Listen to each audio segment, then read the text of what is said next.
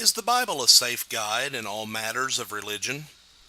Many people will answer this question in the affirmative, but the vast majority of people don't believe that it's necessary that we follow only the Bible. Many claim that one's conscience is a safe guide. As long as they feel good and do not violate their conscience, they think everything is all right, even though the Bible may not teach certain things. Still others believe in following their feelings. Their reason for believing that they are saved is that they feel they are saved. They too will agree that we should follow the Bible, but in certain instances, if you feel right, then nothing else matters.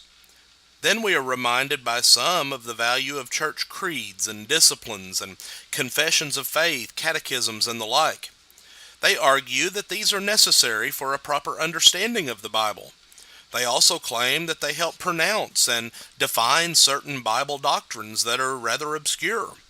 Of course, they don't completely object to or reject the Bible, but they feel that these additional helps are necessary. At the extreme end of this position are those who claim that books such as the Book of Mormon, the Quran, and the writings of Ellen White are inspired just like the Bible are and are to be taken with equal weight and consideration. However, in view of all of the facts, we must stand opposed to these. The Bible only should be accepted and followed by man. Anything else constitutes an addition or a change in that which has been given and approved by God. We believe that the Bible thoroughly furnishes us unto all good works, 2 Timothy 3 and verse 17.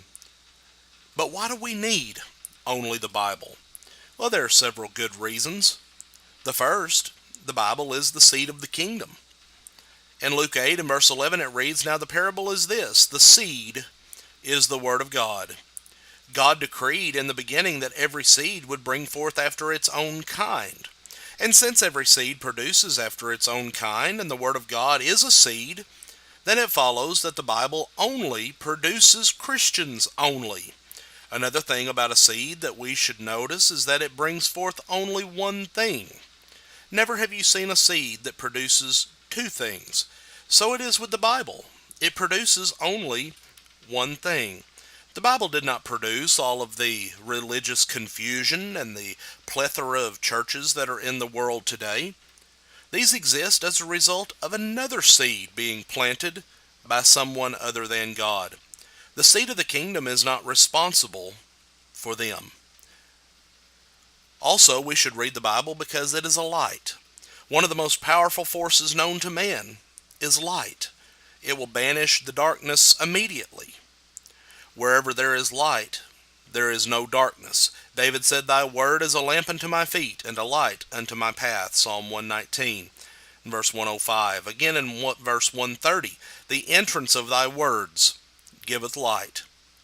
It is the Bible that lights the dark corners of the pages of history. Such questions as, where did man come from? Where is man going? Is there life after death? All of these things are found nowhere but in the Bible.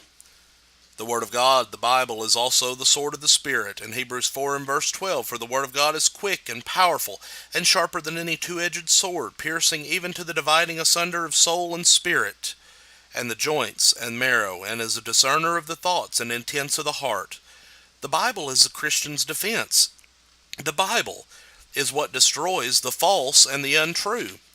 However, many do not properly handle it, and they are handling it to their own destruction. And finally, the Bible is the mirror of the soul. James 1 and verse 25 it reads, "But whoso looketh into the perfect law of liberty, and continueth therein, he being not a forgetful hearer, but a doer of the work, this man shall be blessed in his deed." By looking into the Bible, we're able to see ourselves as we really are. No mirror reflects what we would like to see, but it reflects the reality of what is there. When we look into the mirror of the Bible, it reflects the way that we really are. It reflects what is on the inside, the way that we're living our life. When we use the Word of God as God intended, it aids us and it helps us in living a life that is pleasing unto Him. No other book can do that. there's no need for anything but the Word of God. Thank you for listening today. May God bless you.